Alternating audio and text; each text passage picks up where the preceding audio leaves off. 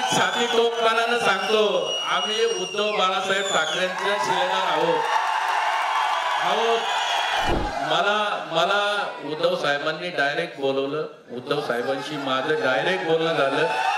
मला म्हणजे मधले चमचेगिरी करणारे किंवा घुगरीगिरी करणारे लोक नाही मिळाले. मी डायरेक्ट उद्धव साहेबांना भेटलो.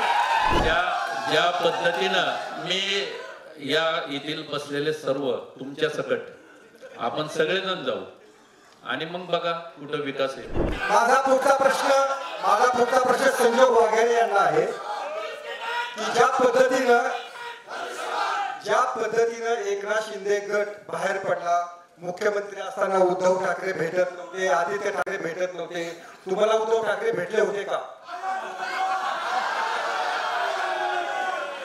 आता काय म्हणतात आयत उमेदवार, आपण आपल्या आत्मपरीक्षण करा. आपण कुठल्या पक्षात होता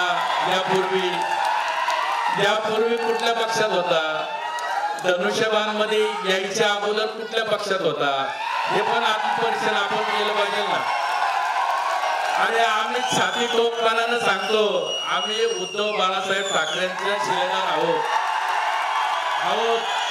तर ते तुम्हाला भेटले का? आम्ही तुम्हाला तेच सांगतो, माननीय उद्धव साहेब मुख्यमंत्री असताना ज्या पद्धतीनं त्यांनी कोरोनाच्या महामारीमध्ये काम केलं, ज्या पद्धतीनं उद्धव साहेबांनी कोरोनाच्या काळामध्ये या महाराष्ट्राला आणि देशाला नव्हे तर जगाला एक दिशा दिली आणि ते दिशा देण्याचं काम माननीय उद्धव साहेबांनी केलं.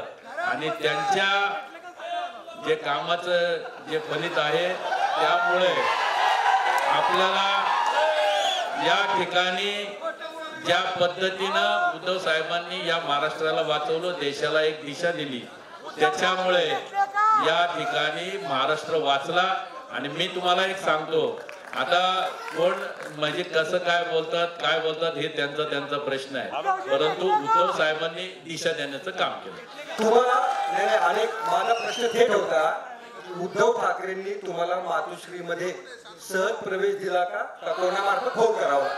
नाही, मला उद्धव साहेबांनी डायरेक्ट बोलवलं, उद्धव साहेबांशी माझं डायरेक्ट बोलणं झालं. मला म्हणजे मधले चमचेगिरी करणारे किंवा घुगरीगिरी करणारे लोक नाही मिळाले. मी डायरेक्ट उद्धव साहेबांना भेटलो. तुम्ही आता बोलताना तुम्हाला विकास दिसला नाही असा शब्द तुम्ही वापरला, तर त्याच्यावर अनेकांचं म्हणणं असं आहे, तुम्हाला जो विकास दिसला नाही याचा अर्थ तुमच्या डोळ्यावरती काही चुकीचा चष्मा आहे का?